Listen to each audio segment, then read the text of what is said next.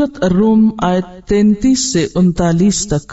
شروع کرتی ہوں اللہ کے نام سے جو بے انتہا مہربان نہایت رحم فرمانے والا ہے۔ لوگوں کا حال یہ ہے کہ جب انہیں کوئی تکلیف پہنچتی ہے تو اپنے رب کی طرف رجوع کر کے اسے پکارتے ہیں، پھر جب وہ کچھ اپنی رحمت کا ذائقہ انہیں چکھا دیتا ہے تو یکایک ان میں سے کچھ لوگ شرک کرنے لگتے ہیں تاکہ ہمارے کیے ہوئے احسان کی ناشکری کریں۔ اچھا مزے کر لو، ان قریب تمہیں معلوم ہو جائے گا۔ کیا ہم نے کوئی سند اور دلیل ان پر نازل کی ہے جو شہادت دیتی ہو اس شرک کی صداقت پر جو یہ کر رہے ہیں؟ جب ہم لوگوں کو رحمت کا ذائقہ چکھاتے ہیں تو وہ اس پر پھول جاتے ہیں، اور جب ان کے اپنے کیے کرتوتوں سے ان پر کوئی مصیبت آتی ہے تو یکایک وہ مایوس ہونے لگتے ہیں۔ کیا یہ لوگ دیکھتے نہیں ہیں کہ اللہ ہی رزق کشادہ کرتا ہے جس کا چاہتا ہے اور تنگ کرتا ہے جس کا چاہتا ہے؟ یقیناً اس میں بہت سی نشانیاں ہیں ان لوگوں کے لیے جو ایمان لاتے ہیں۔ پس اے مومن، رشتہ دار کو اس کا حق دے اور مسکین اور مسافر کو اس کا حق۔ یہ طریقہ بہتر ہے ان لوگوں کے لیے جو اللہ کی خوشنودی چاہتے ہوں، اور وہی فلاح پانے والے ہیں۔ جو سود تم دیتے ہو تاکہ لوگوں کے اموال میں شامل ہو کر وہ بڑھ جائے، اللہ کے نزدیک وہ نہیں بڑھتا، اور جو زکوٰۃ تم اللہ کی خوشنودی حاصل کرنے کے ارادے سے دیتے ہو اسی کے دینے والے در حقیقت اپنے مال بڑھاتے ہیں۔ لوگ اتنا کہنے پر چھوڑ نہیں دیے جائیں گے کہ وہ کہیں کہ بس ہم ایمان لائے اور جنت کے دروازے ان کے لیے کھل جائیں۔ اللہ نے پہلے لوگوں کو بھی آزمایا اور اب بھی آزمائش تو ہوگی، امتحان تو ہوگا، لیکن عموماً جب لوگوں پر کوئی امتحان آتا ہے، کوئی آزمائش آتی ہے، تو پھر ان کا رویہ کیا ہوتا ہے کہ وَإِذَا مَسَّ النَّاسَ ضُرٌّ دَعَوْا رَبَّهُمْ، اس وقت اپنے رب کو پکارتے ہیں، مُنِيبِينَ إِلَيْهِ، اسی کی طرف رجوع کرتے ہوئے، اسی کے بنتے ہوئے۔ اور پھر ثُمَّ إِذَا أَذَاقَهُم مِّنْهُ رَحْمَةً، جب وہ انہیں اپنی رحمت کا مزہ چکھاتا ہے، إِذَا فَرِيقٌ مِّنْهُمْ بِرَبِّهِمْ يُشْرِكُونَ، تو کچھ لوگ اپنے رب کے ساتھ شریک ٹھہرانے لگتے ہیں۔ اللہ کی طرف سے آنے والی رحمت کو وہ انسانوں یا دیگر مخلوق کی کارکردگی بتاتے ہیں، اور اس طرح وہ شرک کے گناہ کا ارتکاب کرتے ہیں۔ ہوتا یہ ہے کہ عام حالات میں جب انسان ایک روٹین کی زندگی گزار رہا ہوتا ہے، معمول کی زندگی، اس میں کوئی مشکل نہیں، کوئی تکلیف نہیں، تو وہ سرکش بنا رہتا ہے، اپنے آپ کو بڑی چیز سمجھتا ہے، میں بالکل ٹھیک ہوں، میں جو کر رہا ہوں صحیح ہے، میں ہی حق پر ہوں، اور اسی طرح کے کچھ اور خیالات اس کے اندر ہوتے ہیں۔ وہ کسی کو خاطر میں نہیں لاتا، کسی کے آگے جھکنے کو تیار نہیں ہوتا، نہ بندوں کے سامنے عاجزی اختیار کرنا اور نہ اللہ کے سامنے۔ تو یکایک جب اس پر کوئی آزمائش آتی ہے، اس کا امتحان ہوتا ہے، تو پھر اس کا رویہ اور اس کا طریقہ کیا ہوتا ہے کہ وہ فوراً ڈگیں ڈال دیتا ہے، جھک جاتا ہے، اللہ کی طرف رجوع کرنے لگتا ہے، دعائیں مانگنے لگتا ہے، پکارنے لگتا ہے۔ اس وقت وہ عاجزی کا ثبوت دیتا ہے، اور بعض اوقات بندوں کے سامنے بھی جو کل تک سرکش بنا ہوا تھا آج وہ مسکین بن جاتا ہے۔ ایسا ہی انسان جو صرف کسی مصیبت اور تکلیف کے وقت عاجزی اختیار کرے اور اس کے بعد پھر اپنی پرانی ڈگر پہ آ جائے اور اللہ کو بھول جائے، اور اس کی بجائے وہ دوسری شخصیتوں اور دوسرے انسانوں یا دوسری مادی چیزوں کی طرف دوڑنے لگے یا ان کو اپنے فائدے کی چیز بتائے، تو یہ پھر انتہا درجے کا ظلم ہے۔ اسی لیے شرک کو کیا کہا گیا؟ ان الشرک لظلم عظیم۔ اور یہاں انسان کی حماقت اور اس کی ناسمجھی کی بات بھی کی گئی ہے کہ پھر پرانی سرکشی اور پرانی ہے تمرد اور اکڑ اور بد اخلاقی پر پھر اتر آتا ہے۔ لیکفروا بما آتیناہم، تاکہ وہ کفر کریں اس کا، یعنی اس نعمت کا جو ہم نے ان کو دی، یعنی ناشکری کریں، یہاں کفر بمانا ناشکری۔ فتمتعوا، تو ٹھیک ہے مزے کر لو، فائدے اٹھا لو، فسوف تعلمون، ان قریب تم جان لوگے کہ جن چیزوں پہ تم بھروسہ کیے ہوئے ہو اور اللہ کو بھول کر جن چیزوں کے پیچھے تم پڑ گئے ہو ان کی حقیقت کیا ہے، یہ جلد تمہارے سامنے آ جائے گا۔ فسوف تعلمون، ان قریب تم جان لوگے۔ ام انزلنا علیہم سلطانا فہو یتکلم بما کانوا بہ یشرکون، تو کیا ہم نے ان پر کوئی دلیل اتاری ہے، کوئی سند اتاری ہے جو گواہی دیتی ہو اس شرک کی جو وہ کر رہے ہیں؟ یعنی ان کے پاس اس شرک کا جواز کیا ہے کہ نعمت دینے والے کو بھول کے یہ دوسرے کے شکر گزار بنے ہوئے؟ ہونا تو یہ چاہیے تھا نا کہ جب تکلیف آئی، دعا ہوئی، تکلیف دور ہو گئی، اب آئندہ زندگی بھر کے لیے یہ کس کے بن جاتے؟ اپنے رب کے بن جاتے. یہی شکر گزاری ہے، یہی اس تکلیف سے نکلنے کے بعد شکر گزاری کا رویہ ہے. لیکن جب وہ ایسا نہیں کرتے، پھر اس کو چھوڑ کر دوسروں کی طرف متوجہ ہو جاتے ہیں، تو اس کو بھول کر اس سے غافل ہو کے کسی اور کی طرف متوجہ ہونا ہی دراصل یہاں شرک کا معنی رکھتا ہے. کہ وہ رب جو توجہ کے لائق تھا، وہ رب جو عبادت کے لائق تھا، وہ رب جو عظمت اور بزرگی کے لائق تھا، اس کو چھوڑ کے تم اور چیزوں سے مروب ہوئے پھرتے ہو، اور چیزوں میں پڑ گئے ہو، اور چیزوں کو تم نے اپنی زندگی میں اہم بنا لیا. تو یہی ناشکری ہے. جلد ہی پتا چل جائے گا کیا دلیل ہے تمہارے پاس اس ناقدری اور اس ناشکری کی. وَإِذَا أَذَقْنَا النَّاسَ رَحْمَةً فَرِحُوا بِهَا، اور جب ہم لوگوں کو اپنی رحمت کا مزہ چکھاتے ہیں تو خوش ہونے لگتے ہیں، پھول اٹھتے ہیں. وَإِن تُصِبْهُمْ سَيِّئَةٌ، اور جب ان پر کوئی تکلیف آتی ہے، بِمَا قَدَّمَتْ أَيْدِيهِمْ، جو ان کے اپنے ہاتھوں کی کمائی ہوتی ہے، ان کی اپنی غلطی کی وجہ سے، اذا ہم یقنطون، تو یکا یک وہ مایوس ہو جاتے ہیں. یہ کون شخص ہے جو نعمت پا کے پھول اٹھتا ہے اور جو نعمت کے جانے پر مایوس ہو جاتا ہے؟ یہ وہ شخص ہے جو قارونی مزاج رکھتا ہے، جو یہ سمجھتا ہے کہ نعمت اس کے زور بازو کا نتیجہ ہے، کہ جو کچھ اس کو ملا ہے اس کے علم کی وجہ سے ملا ہے یا اس کی قابلیت کی وجہ سے ملا ہے. حالانکہ ہمیں جو کچھ ملا ہے وہ ہماری قابلیت کی وجہ سے نہیں. اور اگر آپ قابلیت بھی سمجھتے تو قابلیت کس نے دی؟ ہر خیر کا سرچشمہ تو وہی. لیکن ہم اللہ کو پس پش ڈال کے، اس کو بھول کے، پھر سارا خود پر ڈپینڈ کرتے ہیں، یعنی انڈیپینڈنٹ ہونے لگتے ہیں. انڈیپینڈنٹ یعنی خود پر ہی ڈپینڈ کرنے لگتے ہیں کہ سب کچھ ہمارا اپنا کمال ہے. ایسے لوگ جب زندگی میں پھر کسی ناکامی کا شکار ہوتے ہیں تو انتہائی ڈپریشن میں چلے جاتے ہیں، انتہائی مایوسی میں، حتیٰ کہ اپنے آپ کو بھی ختم کر دیتے ہیں. کیوں؟ کیونکہ انہیں اب پتا چل جاتا ہے کہ جس پر وہ ڈپینڈ کر رہے تھے وہ تو بڑی کمزور چیز تھی، وہ تو سہارا نہیں تھا. یعنی اگر اپنی ذات پر ہی اعتماد تھا تو وہ کیا تھا؟ کچھ بھی نہیں. تو جو شخص یہ سمجھتا ہے کہ نعمت مجھے اللہ نے دی ہے اور اگر چلی جائے تو وہ اسے بھی اللہ کا فیصلہ سمجھتا ہے، خود کو قصوروار ٹھہراتا ہے، وہ پہ مایوسی کا شکار کبھی بھی نہیں ہوتا. وہ خوشی پا کر بھی معتدل رہتا ہے اور تکلیف آنے پر یا آزمائش آنے پر بھی اعتدال کا دامن نہیں چھوڑتا. وہ اس وقت بھی نہ غلط بیانی کرتا ہے اور نہ ہی بد اخلاقی پہ اترتا ہے، نہ ہی اللہ سے شکوے کرتا اور نہ ہی بندوں سے، بلکہ وہ تو ہر حال میں شکر گزار ہوتا ہے، کیونکہ وہ سمجھتا ہے کہ خوشی اور غم، راحت اور تکلیف دونوں کس کی طرف سے ہیں؟ اللہ کی طرف سے ہیں. لہذا وہ دونوں حالتوں میں اللہ ہی کی طرف متوجہ ہوتا ہے. خوشی ملتی ہے تو بھی اللہ کی طرف، اور غم آتا ہے تو بھی اللہ کی طرف. جیسے آپ صلی اللہ علیہ وسلم نے مومن کے بارے میں فرمایا، عجبا لامر المؤمن، حیران کن ہے مومن کا معاملہ. حیران کن، عام بندہ سمجھ ہی نہیں سکتا کیسے حیران کن، کہ خوشی ملتی ہے تو بھی وہ شکر گزار ہے اور تکلیف آتی ہے تو صبر کرتا ہے. اور یہ چیز مومن کے سوا کسی کو نصیب نہیں ہوتی کہ ان امرہ کلہ خیر ولیس ذالک لأحد الا للمؤمن. تو یہ صرف نصیب ہوتا ہے کس کو؟ مومن کو. ان اصابتہ سراء شکر فکان خیرا لہ وان اصابتہ ضراء صبر فکان خیرا لہ. خوشی میں پھولتا نہیں، غم میں مایوس نہیں ہوتا.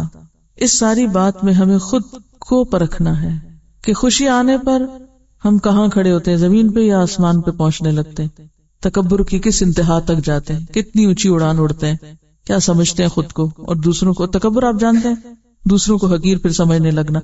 خود کو کوئی علم مل گیا، کوئی قابلیت، کوئی مال، کوئی عہدہ، کوئی کچھ، سب بے وقوف نظر آنے لگے، سب اپنے سے کمتر نظر آنے لگے. تکبرن.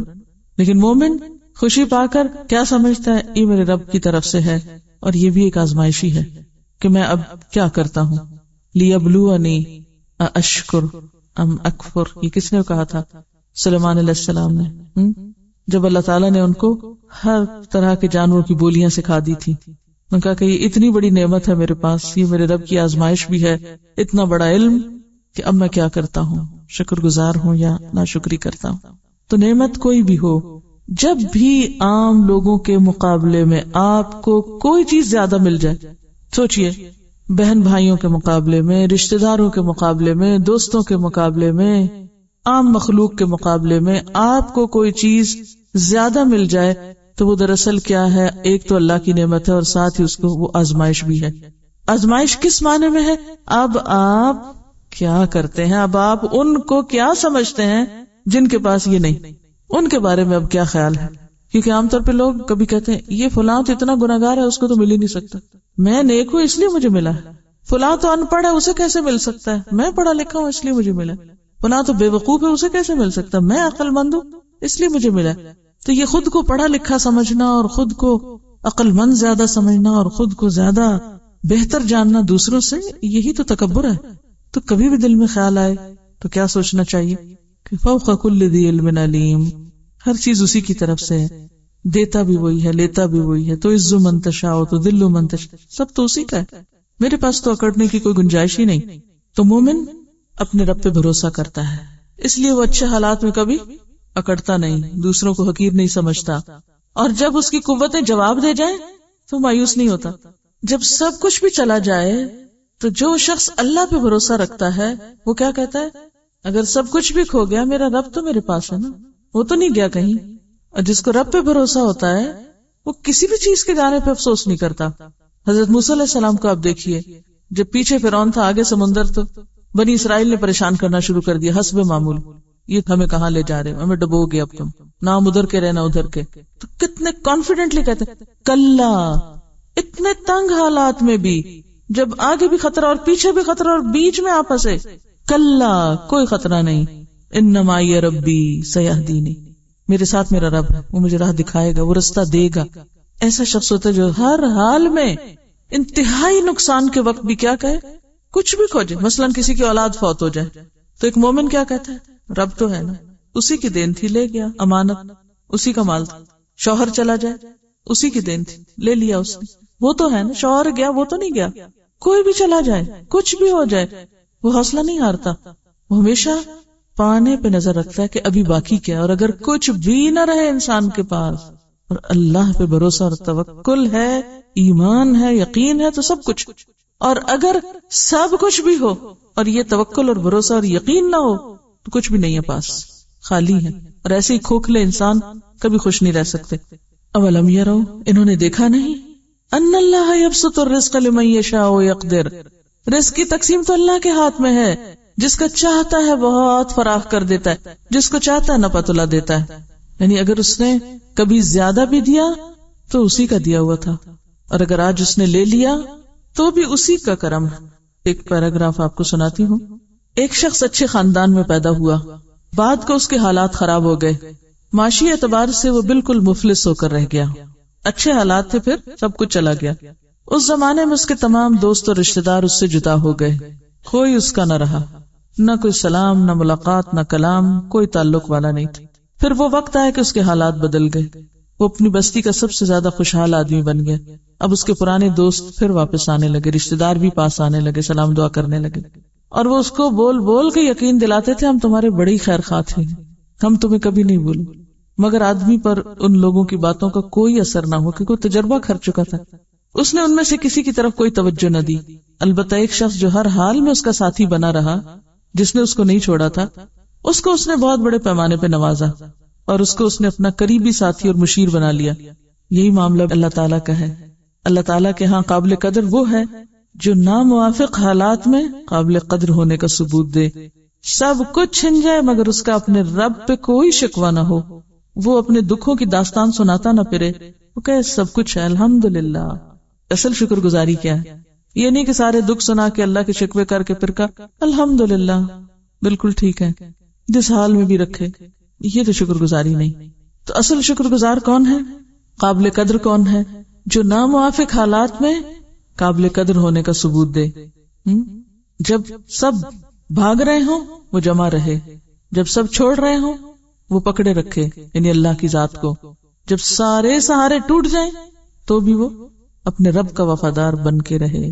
قیامت کے دن ایسے ہی لوگوں کی قدردانی ہوگی، کیونکہ آزمائش تو آئے گی، امتحان تو ہوگا. وَلَنَبْلُوَنَّكُمْ بِشَيْءٍ مِّنَ الْخَوْفِ وَالْجُوعِ وَنَقْصٍ مِّنَ الْأَمْوَالِ وَالْأَنفُسِ وَالثَّمَرَاتِ وَبَشِّرِ الصَّابِرِينَ الَّذِينَ إِذَا أَصَابَتْهُمْ مُصِيبَةٌ قَالُوا إِنَّا لِلَّهِ وَإِنَّا إِلَيْهِ رَاجِعُونَ. فوراً اپنے رب کو یاد کرتے ہیں، اِنَّا لِلَّهِ وَإِنَّا إِلَيْهِ رَاجِعُونَ. اور اللہ بھی دلوں کو دیکھتا ہے نا، جسموں کو تو نہیں دیکھتا. تو اللہ تعالیٰ کس چیز کی قدر کرتا ہے؟ صرف باتوں کی نہیں، ٹیسٹ کر کے دیکھتا ہے، امتحان لے کے دیکھتا ہے. اچھا اب یہ کیا کہتا ہے، اب یہ شخص کہاں کھڑا ہے. تو ہر حال میں شکر گزار بندے. یعنی کچھ لوگوں کی عادت ہوتی ہے نا، آپ ان کے ساتھ عرصہ بھلائی کرتے رہے تو وہ آخر میں آپ سے کیا کہیں گے؟ تشنا رہ گئے، کچھ نہیں پایا، وہ نہیں پایا جو پانا چاہیے تھا. وہ مایوسی کی بات کر کے لوٹیں گے. اور کچھ لوگ ہیں اگر آپ ان کے ساتھ تھوڑا سا بھی بھلا کر دیں تو اس سے زیادہ شکر گزار ہوتے ہیں. اور ایسے ہی لوگ اور پاتے ہیں. ہم سمجھتے ہیں کہ اور پانا شاید ہماری قوت اور ہماری کوشش سے ہوگا. مزید پانے کا راز کیا ہے؟ شکر گزاری. کہ یا رب جتنا تو نے دیا میں اس پہ شکر گزار ہوں، جو بھی تو نے عطا کر دیا میں تجھ سے راضی ہوں، میں خوش ہوں. بول کے تو دیکھیں کسی وقت تنہائی میں بیٹھ کے اللہ کے ساتھ، کیونکہ ہم تو ہر وقت روتے رہتے ہیں یہ نہیں ہے وہ نہیں ہے وہ نہیں. اللہ تعالیٰ کو کتنا غصہ آتا ہوگا کہ اس کو نہیں دکھائی دیتا کیا کچھ ہے اس کے پاس، بھول گیا ان ساری نعمتوں کو جو اس کو ملی ہیں. دیکھیں نا ماں باپ جیسے بچوں کو سب کچھ دیتے رہتے ہیں نا اپنا، اور اگر بچے بڑے کو یہ کہتے ہیں آپ نے ہمارے لیے کچھ نہیں کیا، اس سے زیادہ تکلیف کی کیا بات ہوگی ماں باپ کے لیے کہ آپ نے ہمارے لیے کچھ نہیں کیا. اسی طرح وہ شخص جس کے ساتھ احسان کیا جائے اور وہ اینڈ آف دا ڈے کہ مزہ نہیں آیا، پورا نہیں ملا، سارا نہیں ملا، کچھ خاص نہیں ملا، اس کو اور کیا ملے گا پھر؟ وہ اور کیسے پا سکتا ہے؟ تو پانے کا راز بھی شکر گزاری میں ہے. تھوڑا ملے یا زیادہ ملے، تھوڑا بھی بہت ہو جاتا ہے اگر انسان خوشی سے لینے والا ہو، تھوڑے سے بھی سیرابی ہو جاتی. لیکن ناشکر انسان کی ڈھیر سے بھی سیرابی نہیں ہوتی. مولانا رومی کی ایک حکایت ہے. مولانا رومی کی حکایات بہت عمدہ حکایات ہیں.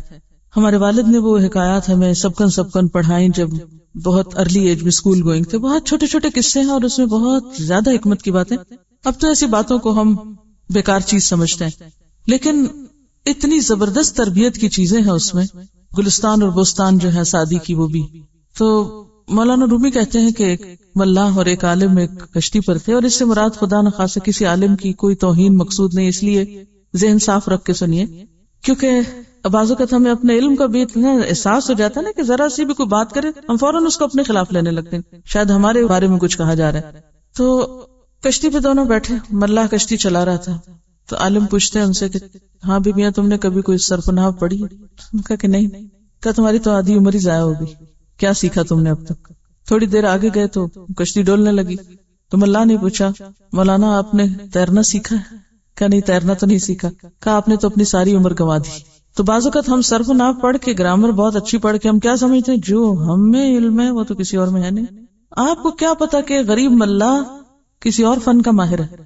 تو یہ جو بات میں بار بار کر رہی ہوں نا کہ کبھی اپنے علم پر نازا نہ ہو کہ جو ہم نے سیکھ لیا یہی حرف آخر ہے. معلوم نہیں کس کے پاس کتنا ہے، جو انسانوں کے لیے کتنے فائدے کا ہے. تو کچھ بھی آپ کو ملے تو اصل حسن علم کا کیا ہے، اس کے ساتھ عاجزی ہی رہے، جھکاؤ ہی رہے، کیونکہ پھلدار درخت ہمیشہ جھکے ہوئے ہوتے ہیں اور یہی علم کی پہچان ہے.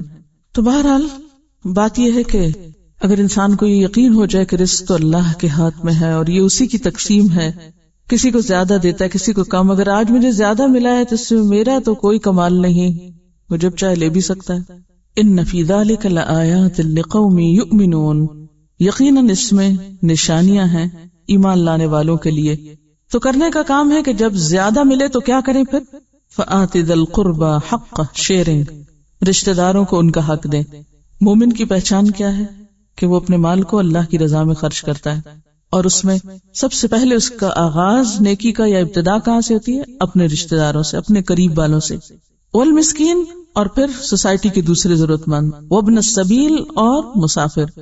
ذالک خیر للذین یریدون وجہ اللہ، یہ طریقہ ان لوگوں کے لیے بہت اچھا ہے جو اللہ کی رضا چاہتے ہیں. اس میں اگر آپ وہ حضرت ابوبکر کی مثال شامل کر لیں کہ جب وہ کمزور اور مسکین غلاموں کو آزاد کیا کرتے تھے تو ان کے والد نے ایک دن ان سے کہا بیٹا اگر کرنا ہی ہے آزاد تو کوئی نوجوان اور طاقتور غلاموں کو آزاد کرو کہ آزاد ہو کے کل تمہارے کسی کام تو آئیں، ان کو آزاد کر رہے تمہیں اس میں کیا فائدہ ہو.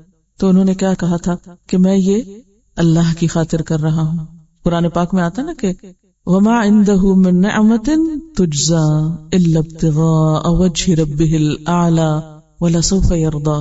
تو جو وجہ ربہ الاعلی چاہتے ہیں، للذین یریدون وجہ اللہ، جو خالصتاً اللہ کے لیے نیکی کرتے ہیں، وَأُولَئِكَ هُمُ الْمُفْلِحُونَ، یہی لوگ اصل میں پھر کامیاب ہونے والے ہیں.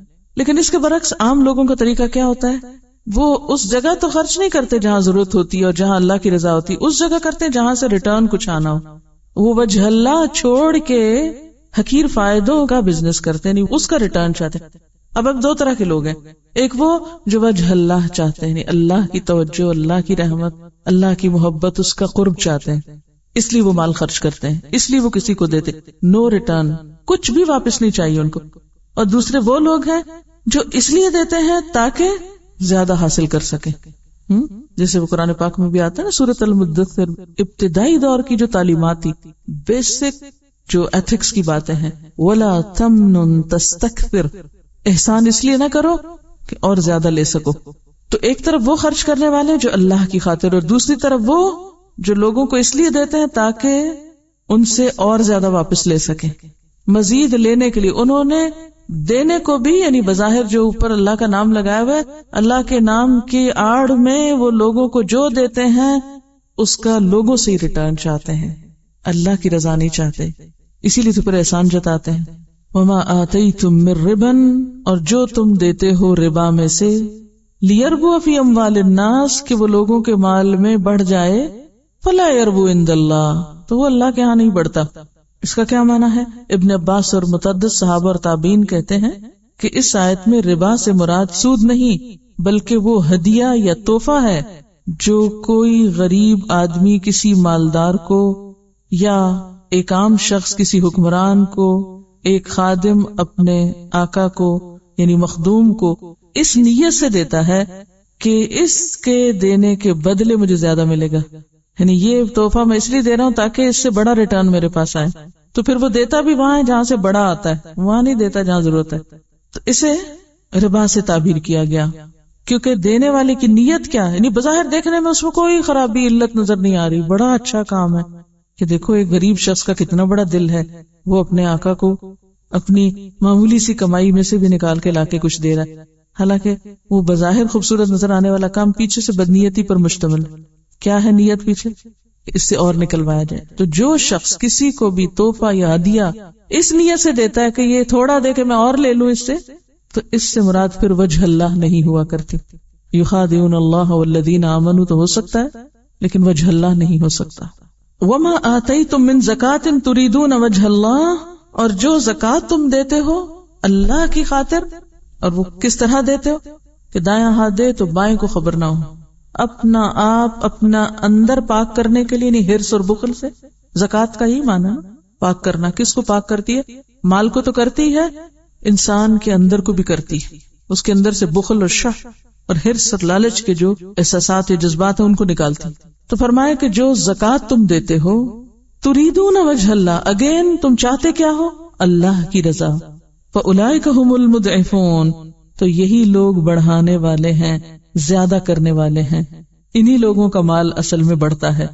کیسے بڑھتا ہے؟ جیسے وہ حدیث ہے نا، حضرت ابو ہریرہ رضی اللہ عنہ کہتے ہیں رسول اللہ صلی اللہ علیہ وسلم نے فرمایا کہ جو شخص خیرات کرے کھجور کے برابر پاک اور حلال کمائی سے، اور اللہ تعالیٰ پاک اور حلال ہی کو قبول کرتا ہے، وہ اس کو اپنے دائیں ہاتھ سے قبول فرماتا ہے، پھر پالتا اور بڑھاتا ہے اس خیرات کو خیرات کرنے والے کے لیے، جس طرح کہ پالتا ہے کوئی تمہارا اپنے بچڑے کو، یہاں تک کہ وہ خیرات پہاڑ کی مانند ہو جاتی۔ یہ جو جملہ ہے، اور اللہ صرف طیب ہی قبول کرتا ہے، اس کے بارے میں کسی بزرگ کا ایک واقعہ آتا ہے۔ جو بزرگ یا اللہ والے لوگ ہوتے ہیں ان کی اپنی زندگی میں کچھ تجربات، مشاہدات اور کچھ علم و حکمت کی باتیں اللہ تعالیٰ ان کے اوپر القاء کرتا ہے، اگرچہ وہ شریعت کا درجہ نہیں رکھتی، لیکن ان میں ہمارے لیے بعض اوقات بہت بڑا سبق بھی ہوتا ہے۔ ایک شخص کو صدقہ کرنے کا شوق آیا تو وہ کسی بزرگ کے پاس گیا اور پوچھا کہ مجھے کیا کرنا چاہیے، یعنی میں صدقہ کرنا چاہتا ہوں، مجھے بتائیے کہ میں کیا کروں۔ تو انہوں نے کہا کہ آپ پہلے جا کر اپنے کمائی کو حلال کریں، پھر صدقہ کرنے کے لیے آئیں۔ لیکن وہ شخص نہ سمجھے، ان کا کہ نہیں مجھے صدقہ کرنا ہے۔ کہا کہ اچھا جاؤ کرو صدقہ، اور صدقہ اس طرح کرنا کہ جو بھی پہلا شخص تمہیں ملے تم اس کے ہاتھ پر جو بھی تمہارے پاس ہے وہ رکھ دینا۔ بہرحال وہ باہر نکلے تو ایک نابینا شخص ان کو ملا، بہت ہی محتاج مسکین شکل کا۔ تو چونکہ شیخ کا کہنا یہ تھا کہ جو پہلا شخص نظر آئے اسی کو دے دینا، انہوں نے کہا کہ ان کا حکم ہے اس لیے میں اس کو دے دیتا ہوں۔ اس کو صدقہ دے دیا اور بڑے مطمئن ہو گئے کہ بظاہر ایک مسکین اور ایک ضرورت مند شخص ہے جس کو میں نے دے دیا. لیکن ہوا یہ کہ اگلے دن وہ اس کے پاس سے گزرے تو وہ کسی سے باتیں کر رہا تھا. چونکہ نابینا تو اسے پتہ نہیں تھا کہ پاس سے کون گزر رہا ہے, کیا یہ وہی شخص ہے جس نے کل مجھے صدقہ دیا تھا. تو کہہ رہا تھا کہ کل کسی مالدار شخص نے مجھے اتنا اور اتنا دیا اور میں نے فلاں کے ساتھ رات شراب پی. تو بہت افسوس ہوا. پھر وہ گئے شیخ کے پاس کہ میں نے تو صدقہ کیا تھا تو وہ تو ضائع ہو گیا, وہ تو کسی غلط کام میں لگ گیا. تو انہوں نے کہا کہ دیکھو میں نے تم سے کہا تھا کہ تم پہلے اپنی کمائی کو حلال کرو, کیونکہ لا يقبل اللہ الا الطیب, اللہ پاک ہی کو قبول کرتا ہے. حرام کی کثرت بھی اللہ کو متاثر نہیں کرتی اور نہ ہی اس کو کچھ فائدہ. کہا کہ دیکھو میں تمہیں 1 دینار دیتا ہوں اپنی حلال کمائی میں سے, اور یہاں سے نکل کر جو پہلا شخص تمہیں نظر آئے تم اس کو دے دینا. وہ باہر نکلے تو ایک شخص جو بظاہر اچھے حال میں نظر آیا اس کو. تو ہوا یہ کہ وہ چونکہ شیخ کا حکم تھا, اب پہلے تھوڑا متردد ہوئے کہ اس شخص کو میں دوں, یہ تو کچھ ضرورت مند نہیں لگتا مجھے. بہرحال حکم سمجھتے ہوئے وہ اس کو دے دیا اور اس کا پیچھا کیا کہ یہ کون ہے, کدھر جاتا ہے. تو وہ پیچھے چلتے رہے تو دیکھا کہ وہ شخص ایک پہاڑی رستے میں سے گزرا اور آگے جا کر اس نے کوئی چیز پھینکی. تو پیچھے دیکھا یہ کیا پھینکا, تو دیکھا ایک مرا ہوا کبوتر تھا جس نے پھینکا تھا اور گزر گیا. تو یہ شخص آگے سے جا کے ان کو ملتا ہے اور کہتا ہے کہ یہ آپ نے کبوتر کیوں پھینکا؟ تو کہنے لگا کہ میرے بچے ہیں چھوٹے اور وہ بھوکے ہیں اور ہمارے پاس کھانے کو کچھ بھی نہیں تھا, تو مجھے راستے میں یہ مرا ہوا کبوتر نظر آیا تو میں نے اس کو اٹھا لیا کہ اور کچھ نہیں تو یہی بچوں کو کھلاؤں تاکہ ان کو موت کے منہ سے بچاؤں. تو اب جب کہ مجھے اللہ نے یہ مال دے دیا ہے تو میں نے وہ مرا ہوا کبوتر پھینک دیا ہے. پھر وہ پلٹ کر شیخ کے پاس آئے اور کہنے لگے کہ اب مجھے بات سمجھ میں آ گئی ہے کہ اس آیت کا کیا مطلب ہے کہ اللہ صرف پاک کو قبول کرتا ہے. دنیا میں ہم ایک کام اپنی سمجھ کے مطابق بہت اچھا کر رہے ہوتے ہیں, اللہ کے وعدوں پہ ہمیں یقین نہیں ہوتا اور سمجھتے نہیں کہ جو کچھ اللہ نے فرمایا یہی حق اور سچ ہے, لہٰذا ہم بعض اوقات اس کو غیر اہم سمجھ کے اپنی مرضی کرتے رہتے ہیں, یعنی اللہ کے حکم کو ایک طرف ڈال کے اپنی مرضی کرتے رہتے ہیں اور سمجھتے ہیں جو کر رہے ہیں بہت اچھا کر رہے ہیں. وہ جس سورۃ الکہف میں آپ نے پڑھا تھا قل هل ننبئکم بالاخسرین اعمالا الذین ضل سعیهم فی الحیاۃ الدنیا وهم یحسبون انہم یحسنون صنعا, کہ کچھ لوگوں کو یہ خوش فہمی رہتی ہے کہ جو کچھ وہ کر رہے ہیں وہ بہت اچھا کر رہے ہیں اور ان کی غلط کاریوں کا کسی کو پتہ نہیں چل رہا, ان کی حرام کاریاں کسی کو نقصان نہیں دے رہی یا خود ان کو نہیں دے رہی. تو وہ بھول جاتا ہے کہ اللہ نے رسی دراز کی ہوئی ہے اور ایک دن پکڑنا اس نے تو پھر چھوڑنا نہیں, اور اس بھول میں وہ غلط کام کرتے چلے جاتے ہیں. تو یاد رکھیے کہ کسی بھی چیز کے صرف ظاہر پہ مت جائیں. اگر صرف ظاہر پہ جائیں گے تو خطا کھائیں گے. جب انسان کے اندر تقوی آتا ہے تو اس سے فرقان پیدا ہوتی, فرقان آتی تو ظاہر کے پیچھے دیکھنے کی صلاحیت اللہ تعالیٰ اس کے اندر پیدا کر دیتا ہے, اور یہی سے اس کو میزان ملتا ہے اور پھر اچھے اور برے کی تمیز ہوتی ہے اس کو. اور یہ ایک بہت بڑی سچائی ہے کہ وَلَا يَقْبَلُ اللَّهُ إِلَّا الطَّيِّبَ, پاک اور حلال میں سے 1 دینار بھی خرچ کیا ہوا اللہ تعالیٰ اس کی اتنی قدردانی فرماتے ہیں کہ اس کو اپنے دائیں ہاتھ میں لیتے ہیں. اور دائیں ہاتھ میں لینے کا مطلب کیا ہے, یعنی بہت ہی اہمیت اور بہت ہی خوشی کے ساتھ قبول کرتے ہیں اور پھر اس کو مزید بڑھانا شروع کر دیتے ہیں حتیٰ کہ وہ پہاڑ برابر ہو جاتا ہے لقمہ. پھر اسی طرح حضرت ابو ہریرہ رضی اللہ عنہ کہتے ہیں کہ رسول اللہ صلی اللہ علیہ وسلم نے فرمایا کہ خیرات کرنے سے مال کم نہیں ہوتا اور کسی کا قصور معاف کر دینے سے اللہ تعالیٰ اس بندے کی عزت بڑھاتا ہے, اور نہیں تواضع کرتا کوئی شخص اللہ کے لیے مگر اللہ اس کا رتبہ بڑھا دیتا ہے. معاف کرنے سے بڑھ کر کوئی انتقام نہیں, سب سے بڑا انتقام اور بدلہ معاف کرنے میں ہے. اسی میں عزت کی بلندی اور اسی میں اللہ کا قرب پانے کا راز ہے. دیکھیے اگرچہ بدلہ لینے کی اجازت ہے اور اس میں کوئی گناہ نہیں اگر کوئی شخص بدلہ لے لیتا ہے, لیکن عام طور پر آپ دیکھیں گے کہ بدلہ لینے سے جھگڑا نہیں ختم ہوتا, مسئلہ ختم نہیں ہوتا. ہاں یہ الگ بات ہے کہ کبھی کسی کو برائی سے روکنے کے لیے یا اس کو اس کی غلطی بتانے کے لیے اس کو تھوڑا سا مزہ چکھانا بھی ضروری ہوتا ہے, لیکن حد کے اندر رہ کر. لیکن عموماً جب ایک شخص وار کرتا ہے دوسرا بدلہ لیتا ہے, پھر یہ وار کرتا ہے پلٹ کے, پھر وہ ایک کشاکش کبھی بھی ختم نہیں ہوتی. جب 2 لڑنے والوں میں سے ایک ہاتھ روک لیتا ہے تو دوسرا کہاں تک لڑے گا, اس کے بعد کیا کرے گا, کچھ کر نہیں سکتا وہ. تو یہاں بھی پھر معاف کرنے کے فائدے بتائے جا رہے ہیں کہ جو عزت چاہتا ہے اسے چاہیے کہ معاف کر دے, ورنہ کیا ہوگا آپ نے وار کیا، اس نے کیا، آپ نے کیا، اس نے کیا، عزت تو نہ رہی نا. عزت میں اضافہ نہیں ہوتا. لڑائی جھگڑا فساد ہمیشہ بے عزتی اور ذلت کا سبب بنتا ہے. اور جب انسان معاف کر دیتا ہے تو وقتی طور پر لگتا ہے کہ جیسے اس کا نقصان ہوا یا وہ نیچا ہو گیا یا پیچھے رہ گیا، لیکن عزت اسی کی ہوتی کیونکہ اللہ کا وعدہ سچا ہے. حضرت ابو ہریرہ کہتے ہیں کہ رسول اللہ صلی اللہ علیہ وسلم نے فرمایا، جو شخص دگنی چیز یا جوڑے میں چیز خرچ کرے اللہ کے راستے میں تو بلایا جائے گا اس کو بہشت کے دروازوں سے، اور جنت کے کئی دروازے ہیں. بس جو شخص نمازی ہوگا اس کو جنت کے باب الصلاۃ سے بلایا جائے گا. جو شخص جہاد کرنے والا ہے اس کو باب الجہاد سے بلایا جائے گا. جس شخص نے بہت خیرات کی اس کو باب الصدقہ سے بلایا جائے گا. اور جو شخص روزہ رکھنے والا ہے اس کو باب الریان سے بلایا جائے گا.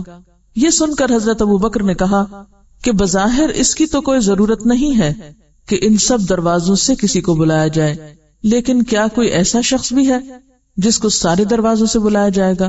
آپ نے فرمایا ہاں، اور مجھے امید ہے کہ تم ان لوگوں میں سے ہوگے. یہاں صدقہ کرنے کا ایک خوبصورت طریقہ بتایا گیا ہے، ایک انوکھا، یعنی ایک خاص طریقہ بتایا گیا ہے یا ایک خاص چیز کی طرف توجہ دلائی گئی ہے.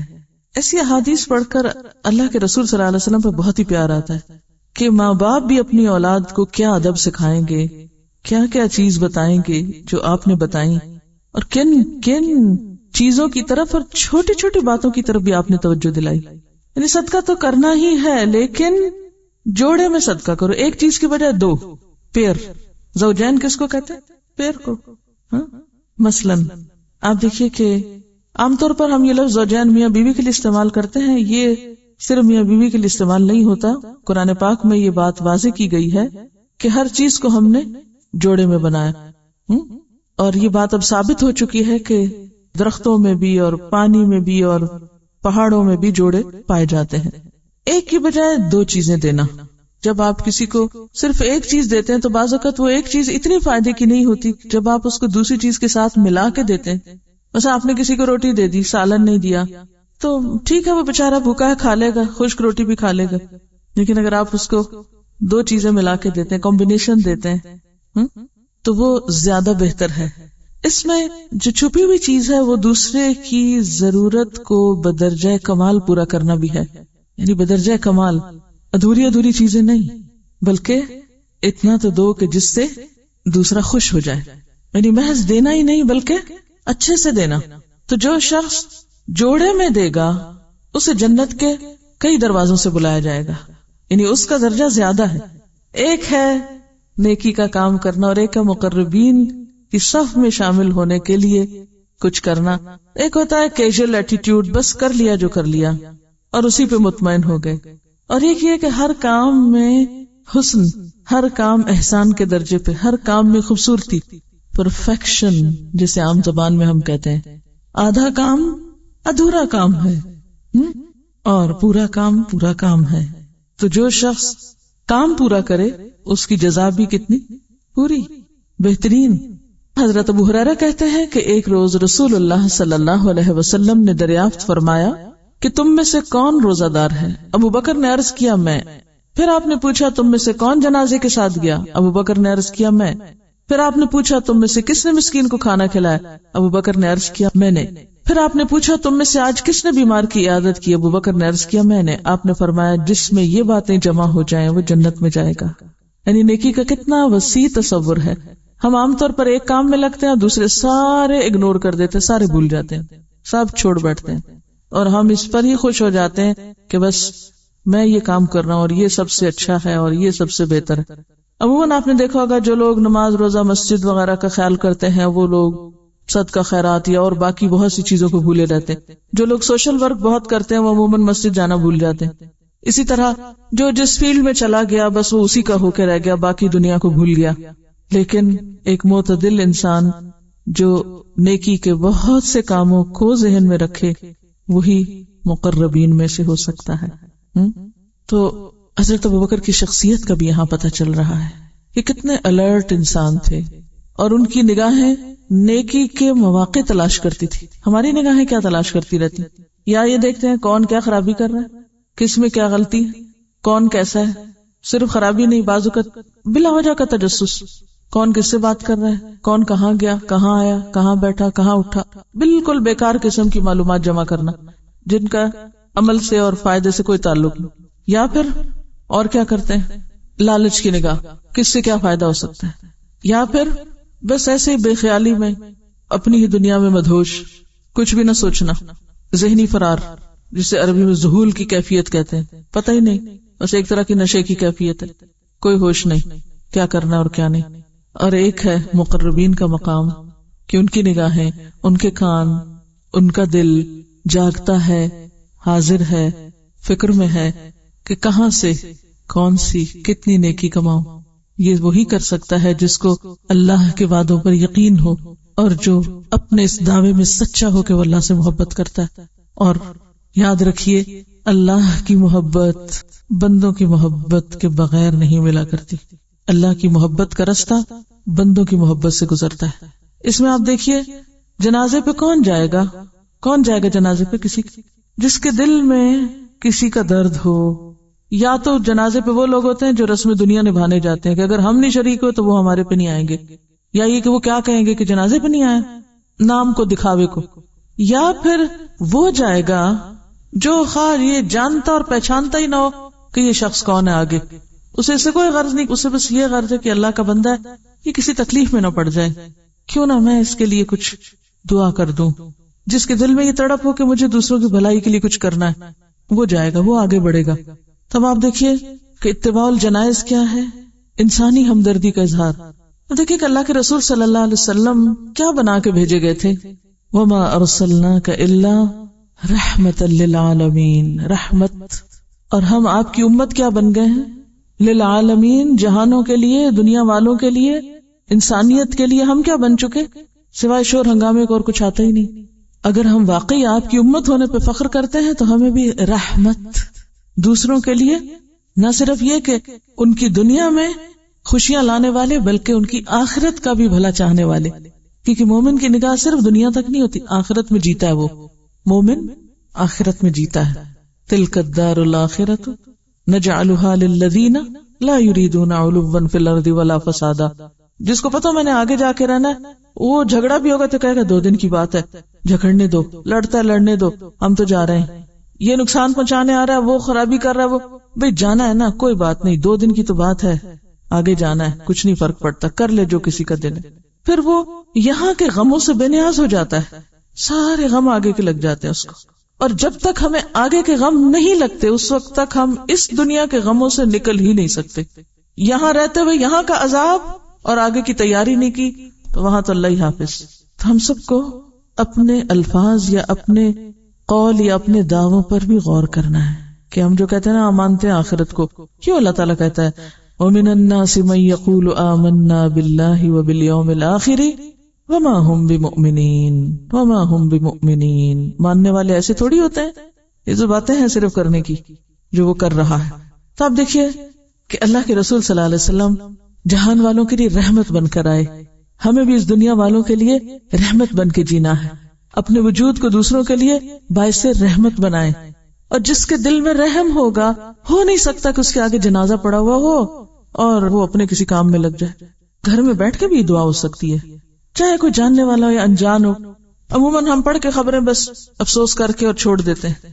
تو ایسے میں صرف وہ جنازہ پڑھنے جائے گا اپنا کام چھوڑ کے، اپنی دعائیں چھوڑ کے، اپنی روٹین توڑ کے، جس کے دل میں انسانوں سے محبت، ہمدردی اور پیار ہوگا کہ اس وقت وہ میرا حاجت مند ہے، آج مجھے اس کے کام آنا ہے.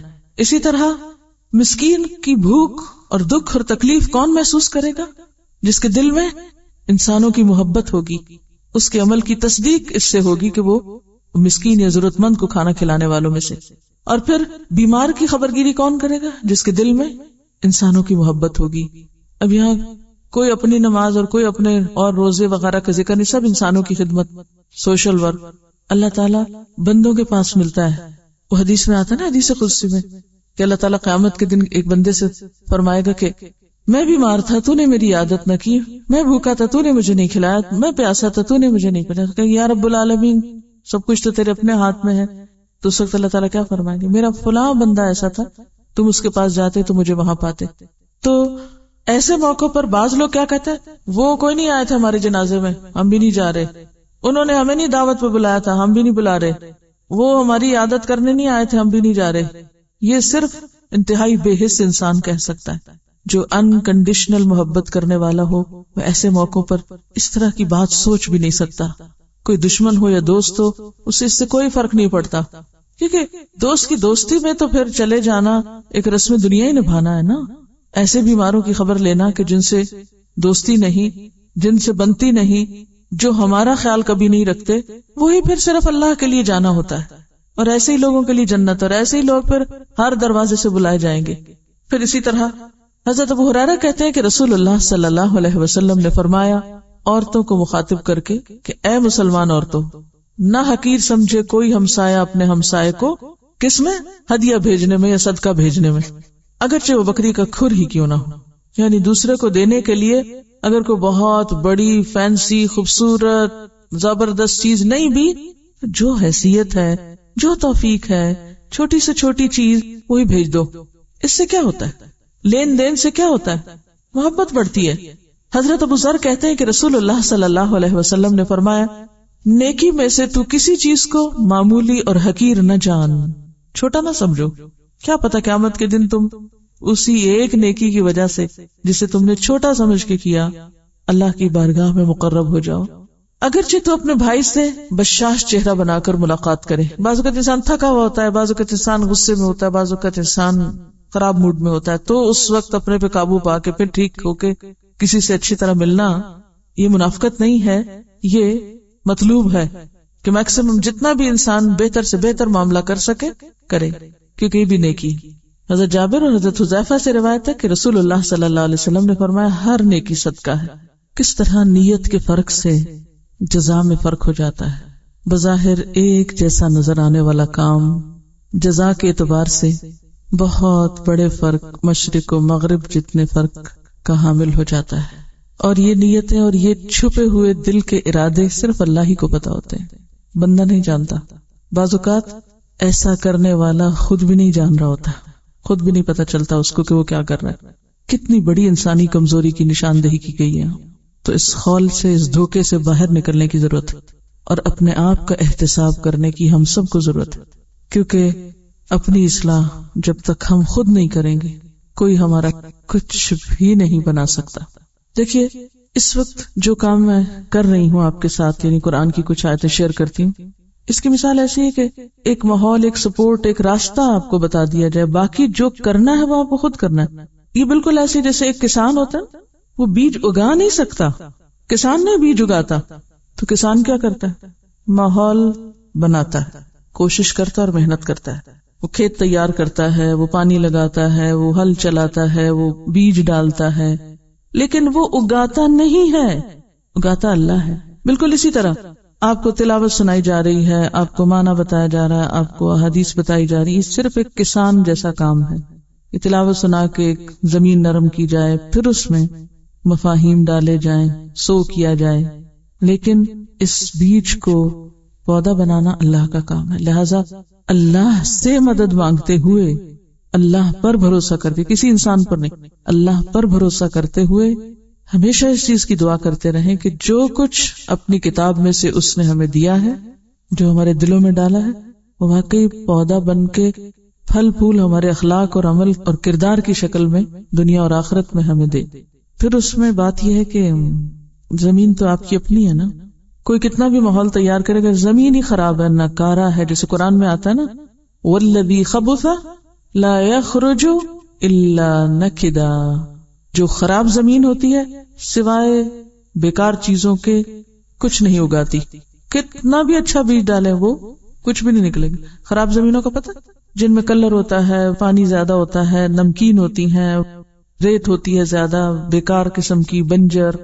تو اپنی اپنی زمین کی اصلاح کی فکر کریں، یعنی اپنے اپنے دل کی فکر کریں. آپ کا دل اچھا ہوگا تو بیج اگانے والا اگائے گا.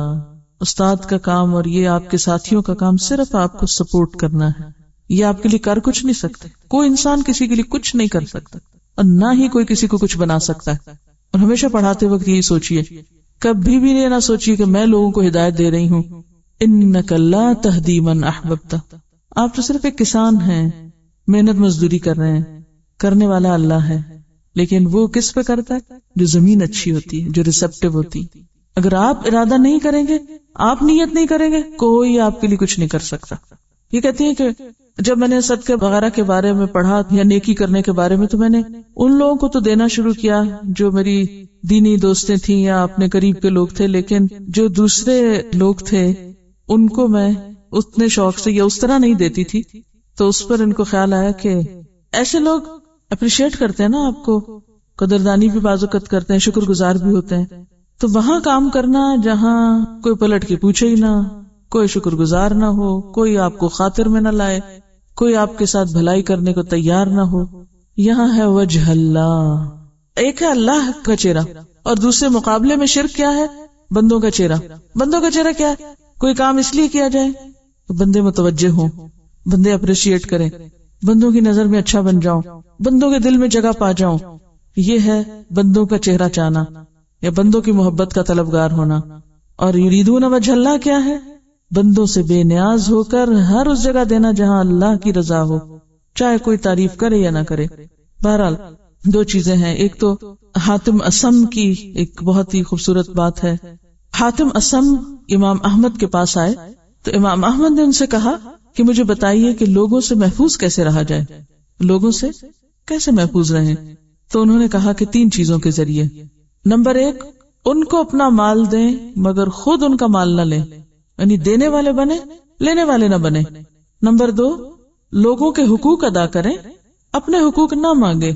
نمبر 3، لوگوں کی اذیتوں پر صبر کریں، خود ان کو اذیت نہ دیں. اگر وہ تکلیف دے جائیں تو صبر کریں لیکن خود ان کو تکلیف نہ پہنچائیں. تو اس طرح تم لوگوں کے شر سے محفوظ رہو گے. اب آپ دیکھیے، مشکل اوقات میں، آزمائش کے وقت اپنے رویے کو دیکھیں، اور کسی کے ساتھ بھلائی کرتے وقت یا کوئی بھی اچھا عمل کرتے وقت اپنی نیت کو ضرور پرکھیں، اپنے اندر کو پہچانیں، خود کو پہچانیں. قرآن ہمیں آئینہ دکھا رہا ہے، ہمیں خود کو دیکھنا ہے اس آئینے میں. اگر خود کو نہ پہچان سکے تو رب کو بھی نہیں پہچان سکتے. اللہ تعالی ہمیں صحیح سمجھ دے. وآخر دعوانا ان الحمد للہ رب العالمین. سبحانک اللہم وبحمدک، نشہد ان لا الہ الا انت، نستغفرک ونتوب الیک.